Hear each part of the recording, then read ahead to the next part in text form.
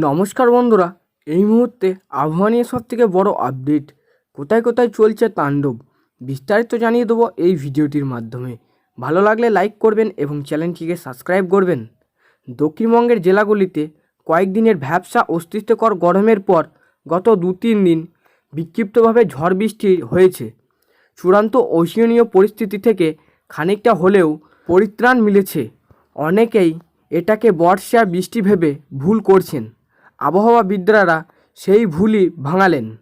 দক্ষিণবঙ্গের জেলাগুলিতে এমন বর্ষা প্রবেশ বেশ কিছু সময় বাকি রয়েছে বলেই মতো আবহাওয়াবিদদের। উত্তরবঙ্গের জেলাগুলিতে বর্ষা ঢুকলেও দক্ষিণবঙ্গে এখনও বর্ষা ঢুকেনি। গত কয়েকদিন ধরে দক্ষিণবঙ্গের একাধিক জেলায় বজ্রবিদ্যুৎ সহ বৃষ্টি হয়েছে।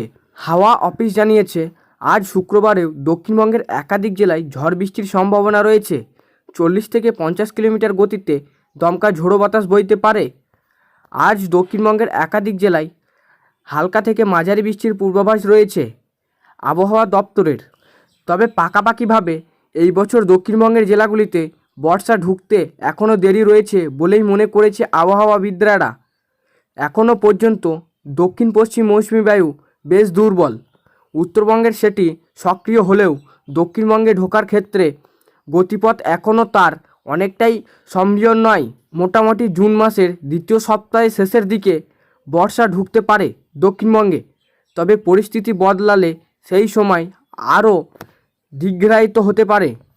এমনিতেই জুনের প্রথম সপ্তাহে শেষের দিকে নাগাদ উত্তরবঙ্গে বর্ষা ঢোকে। উত্তরবঙ্গ দিয়ে পশ্চিমবঙ্গে বর্ষার প্রবেশ ঘটে। এই বছর নির্ধারিত সেই সময়ের বেশ কিছুদিন আগেই উত্তরবঙ্গের জেলাগুলিতে বর্ষা ঢুকেছে। উত্তরবঙ্গের আগের ভাগে বর্ষা ঢুকে পড়ার আশায় বুক বেঁধেছিলেন, তবে তাদের সেই আশা পূর্ণ হয়নি। বিক্ষিপ্তভাবে বৃষ্টি চললেও বর্ষা এখনও অধরা দক্ষিণবঙ্গে। এদিকে উত্তরবঙ্গের জেলাগুলিতে আজও ঝড় বৃষ্টির পূর্বাভাস আবহাওয়া দপ্তরের।